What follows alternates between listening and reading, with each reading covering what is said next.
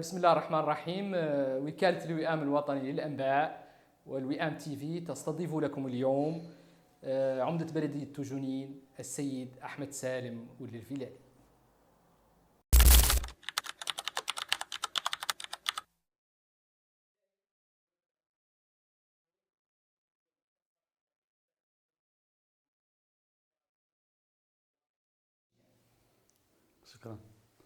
شكرا جزيلا. بسم الله الرحمن الرحيم وصلى الله على النبي الكريم. أنا شاكر وكالة الوئام على إتاحة الفرصة للحديث عن مقاطعة تجنين، عن ذاك يتطلب ذاك الحديث. شاكركم على الاستضافة. أولا مقاطعة تجنين مقاطعة شهدت نزوح كبير خلال السنوات الأخيرة. مقاطعة تجنين انتقلت من مقاطعة منتجع الأغنياء نواكشوط إلى منطقة إيواء النازحين من الداخل والفقراء نواكشوط. معناها شنو؟ معناها تجنين 2013 144 ألف، تجنين 2003 56 ألف نسمة، تجنين 2023 303,872 نسمة. معناها هذا هو كثافة السكانية، وهذا تطور ونزوح سكان شورها. تجنين هي المقاطعة المفتوحة تآوي النازحين من الداخل شور المدينة، شور نواكشوط، وتآوي مولي فقراء نواكشوط نتيجة ضعف القيمة العقارية لقطاعها الأرضية وهون السكن فيها وانتشار القزرة. تجنين فيها ورحلت لها 28 قزرة في نواكشوط وراح تشور تجنين. تجنين اليوم اللي فيها من الأغنياء واللي فيها من حد عنده إمكانيات قاس مركز المدينة إلى ود الجامعة وإلى ود الأسواق وإلى ود القيمة العقارية، واللي انجبر من الفقراء في نواكشوط ولا من قرداية ارتفدوا من جابل تجنين. معناها ما زالت تآوي حتى الآن حراس وقزارة نواكشوط طبعا من طبقات الهشة والفقيرة. لذلك تجنين ماتت مقاطعة ولاية فيها اللي زادت على 3300 نسمة، بالتالي ماتت تخضع له. هذا النمو الديمغرافي اللي شهدت واللي نادر انه خلال 20 سنة تجنين عاد فيها زادت بحدود 250 ألف نسمة خلال 20 سنة. هذا الحقيقة نمو ديمغرافي متسارع. سكانها من طبقات الهشة عادوا بشكل عام، لأن اللي فيها من حد عنده إمكانيات شوي مشى شوار مركز المدينة إلى ود بلاد من قال يتركتوا الجامعة وإلى ود الأسواق وإلى ود الإدارة وإلى ود وعادت هي مأوى للفقراء وطبقات الهشة. بالتالي عادت مقاطعة ضعيفة بالكامل، ضعيفة وأهلها ضعاف، وعادت في الوضعية ما تطلب.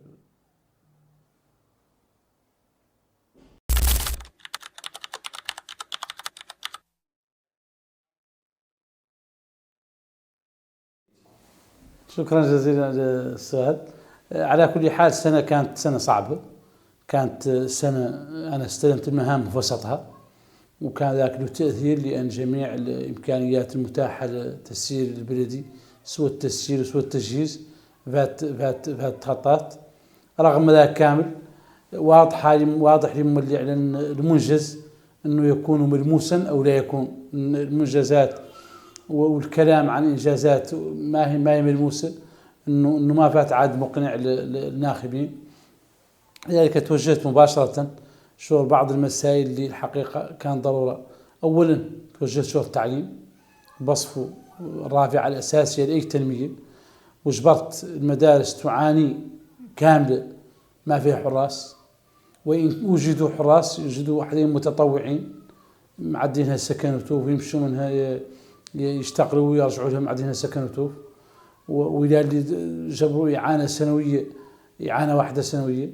لذلك قلت عنها الواقع ما هو جيد، واكتتبت جميع حراس المدارس ويتقاضوا رواتبهم بشكل منتظم من ساعة جيت البلدية.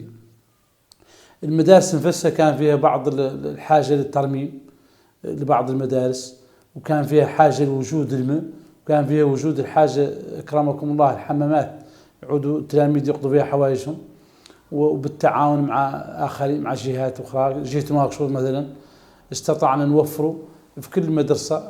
كان قال حمامات وعدلوا كل مدرسة ندار عليها شباك شايك على إياك ما يتموا يسلقوها المفوضين والمشاغبين من خارج المدرسة.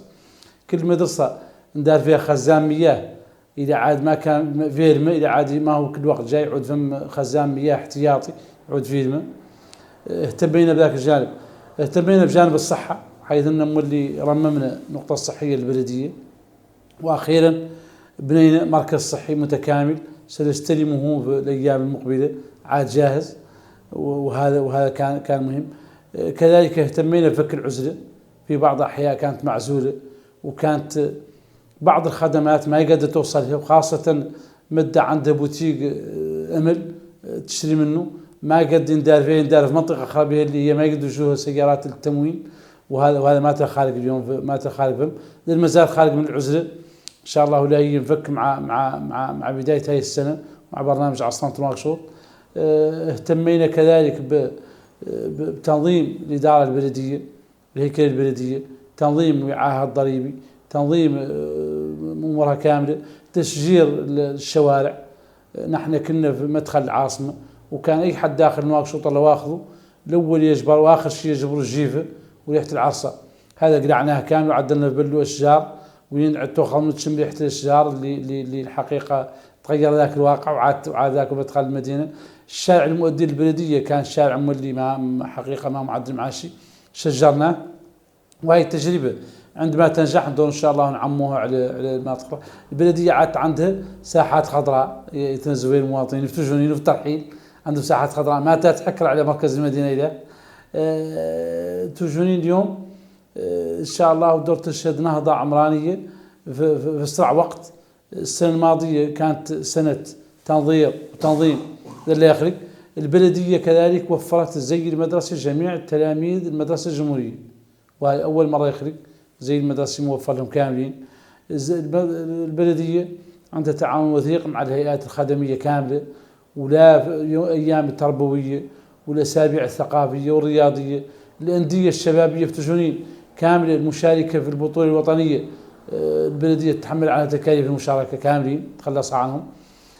فم برامج للشباب وللنساء، فم إحياء ثقافة التطوع، فم مشاركة كبيرة في عملية النظافة مع الشركة المكلفة بذاك. البلدية عندها حملات تطوع تعدل من فترة لأخرى.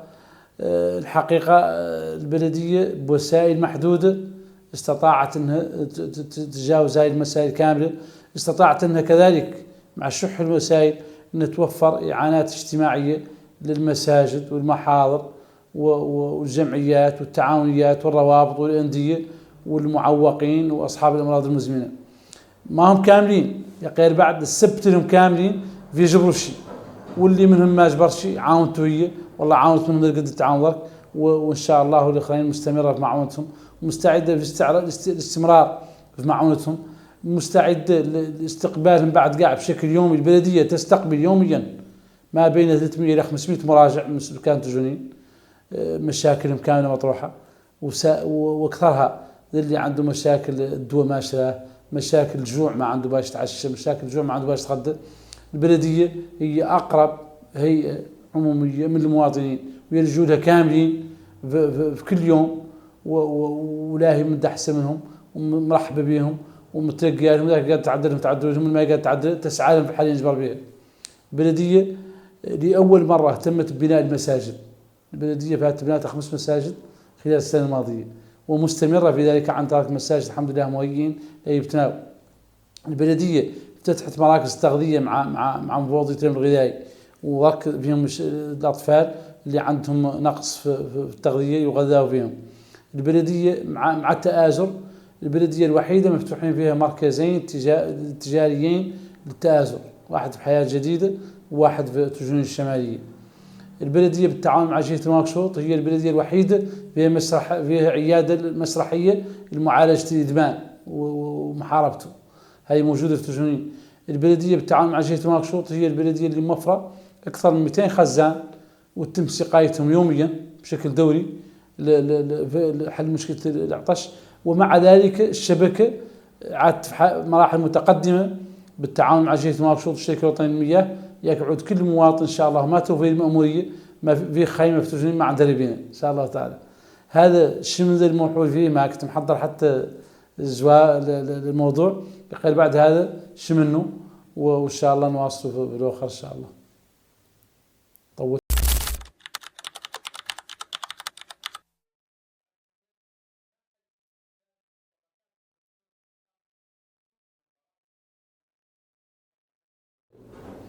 شكرا جزيلا. هذا سؤال مهم. شوف تجنين فيه أكثر من 10,000 أسرة تتلقى التحويلات النقدية شهريا من تآزر.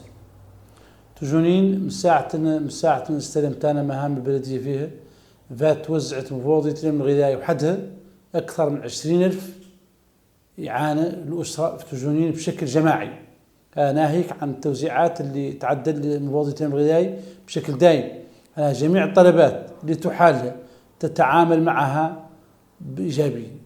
أنا خاطئ تقسم في المواسم تقسم فيهم أي اللي طلبات جاتها محالة عن طريق السلم الإداري تعطي لها إعانات. تآزر من ضمن ما أمنت من خلق من عند التأمين الصحي أغلبيته من التجنين. التوزيعات تتعدل أغلبية المستفيدين التجنين، معناها تجنين مقاطعة مرتع خصب لتدخلات الدولة. وهذا هون ناس ما يفاطنا ما يحاسب الرواية ان في ظل هذه النظام الحالي ان الناس جبرته ما هو بالتشهير بها ولا هو بتصويرها ولا هو بإهانتها، جبرته بتمانوكت وباحترام وبتقدير. معناها اليوم ما في حد حاصل عند بليده يعاجن وصاوع اياك تعطى له 36 رفقيه تجي في تليفونه يقول ما شر وكالات تحويل الاموال يسحبها. حتى ينعطى له شيء ينعطى له بكل احترام. نحن مثلا في البلديه توزيعات لحوم الاضاحي السعوديه وتوزيعات السمك عياد تعدل نقبضوا وتات البلديه ونرفدوه وكل رئيس حي نجيبوا له اللي معطي له عند بلو. معناها ما انهان ولا رنقه ولا تورط فيه. هاي التوزيعات اخرى تعدل اللي نقبضوا لها ملعب ملح وتجي لائحه من عند تآزر ومن عند وزاره الغذائي ونقعدوا السلطات كامله حاصره وتجي الناس المستفيده كلها عنده رقم الوطني ويقبض حصته ويتماشى. هذو دكاكين امل مع دكاكين رمضان دكاكين الخضروات هذا اللي يفتتح لك في رمضان هذا كامل مسيد في بيت تجنين. معناها نحن في ظل نظام يحترم ويقدر الفقراء والمساكين والمستضعفين. هذا راني ناسي لك عن التوزيعات المستمره وزاره العمل الاجتماعي اللي تعدل للمعوقين وللفقراء والمساكين توزع عليهم بشكل دائم، وخاصة التحويلات النقدية تعدل المعوقين تعدل فين في البلدية. معناها مات المواطن ذاك الفقير اللي مدلي به اليد ومزروق وينزل له كي الحيوان. يجوا وعندنا قاعة اجتماعات المجلس البلدي يقعدوا فيه وزارة العمل الاجتماعي ويجوهم المعوقين ومن ينوب عنهم ويدخل بشكل محترم ويقبض المعطي له وخاوته ماشي. معناها ما هو مرقي في الشمس ولا هو مصاوع ولا هذا عاد هو النمط اللي خارج. اليوم الصف تجونين بعد بدايات وناقصة بشكل عام الحكومة اللي قضت شور المواطنين بشكل مباشر. الحكومة اللي أول مرة يجتمع مع المنتخبين المحليين اللي هم العمد يجتمعوا معاهم وحدوا معاهم مشاكل المقاطعة شنو ذي المواطنين مشاكلهم شنو نحن إمكانياتنا شنو نقدر نعدل نهار وشنو نقدر نخلوا ساعة. لذلك عدلنا برنامج أولويات ماقشوط هذا بشكل مشترك مع الحكومة جزاه الله خيرا. وهذا بعد هون نوجه التحية والتقدير لمعالي الوزير الأول ونشكر فخامة رئيس الجمهورية على تكليفه بهذه المهمة، لأن الحقيقة لمسنا تعاون في كل شيء. نحن اليوم عملية رمضان نحضرها مع معالي الوزراء اللي معنيين بالقطاعات مع السلطات الإدارية المحلية الولاية والمقاطعة. معناها تمد حمية على همها كاملة. أنا يتعودي تعطيني مسيد هو قليل اللي خارج وأنا ندور طب مع عدة قايتي أنا ندور طب. أنا منين ما تسولني شيء تعدوني منين ما تشتركني فيه عدلتوا ضدي بيجي لي أنا ماني حاضر. ولكن نحن كمنتخبين كاملين وكسلطات إدارية نجتمع مع اللجان الوزارية ومع الوزراء جزاهم الله خيرا ونحضر معهم برنامجهم. وهذا بعد نوجه به الشكر لمعالي وزيرة التجارة ومعالي وزير الزراعة على الزراعة اللي اجتمعنا معاهم في إطار عملية رمضان. ونشكر اتحاد أرباب العمل، لأن اليوم كل ولاية في نواكشوط يوفروا فيها معرضين كبار للمنتجات المحلية مناسبة رمضان، وهذا لا يعدوا فيها مولي دكاكين عملية رمضان تعدل مبوضية الغذائي. واللي شاكر من المنبر ذات هي انها مشات لنا تشاورنا في منين لا يعودوا هالباتيك اللي معطيه لكم تعود متوفره فيها من المواد الغذائيه للمواطنين. جات وزاره الزراعه مولي وجايبه باتيك يبيعوا الخضروات، لا يعودوا مولي الخضروات عاد موجوده في الاحياء. معناها هاي المكونات الثلاثه يا منتخبين ويا محليين وزعوها في مقاطعاتكم، كيف الطريقه اللي تعرفوا الفصل منين والفقر منين والحاجه منين وديروها، لا تجمعوها كامله بيده واحده بها اللي تعود حدا فلان ولا تحد حدا علان، لا فرقوها في المقاطعه، وهذا يخلق فيه تشاور. هذا كيف اللي يخلق كامل المشاريع. نحن اليوم في تجونين نبشر التجونين من خلالكم لانهم سنه 2025 2026 سنه الدراسيه المقبله ما فيه تلميذ يعود يتبادل، ما في مدرسه فيها التبادل، ما فيه مدرسه هي يطلعوا الدحميس واحدين يطلعوا مع الصباح، ما فيه قسم مكتظ. انا جايكم للتوقيع اتفاق مع السفاره اليابانيه معدل توسعه مدرسه تنويش اللي هي ابعد نقطه في تجونين، وعدد مولى توسعتها نتيجه الشراكه بين نحن وهي. الصبح ندور نجيكم من عند بعض الهيئات العربيه المهمه لا يتعدى المدارس ولا يتعدى الاطباء في مقاطعه تجونين. العام المقبل يعود ما في مواطن من تجونين يمرض عقاب الليل ما اجبر بالمين يداوي ما قاس ما جاء المقاطعه اخرى الا في الحالات الخطيره والله المعقده يقدر يرجع المستشفيات الكبيره. لكن ستكون هناك مراكز صحيه ما نقاط صحيه وهدات خارجه عاد مراكز صحيه محسنه، معناها فيها دور تعود فيهم بلوك ما هو كبير، دور تعود فيهم فحوص، دور تعود فيهم اخصائيين، معناها الحاله ما متعقده دور تعالج فيهم. كذلك الطرق نحن عند منين يفتح جسر الصداقه في نهايه الشهر ينعودوا ماتات خارج هاي الاختناقات المروريه ولا ينعودوا مولي النقل العمومي عاد يستجيب لطلبات المواطنين. عاد قاعد قد خليك توقف فتك تركب نقل عمومي تقيس مركز المدينه تعدل العمليات وترجع فيها. معناها الامور لا تعود الحقيقه عاد مع هذا الملحوظ فيه تعود ان شاء الله تعالى في احسن وضعيه.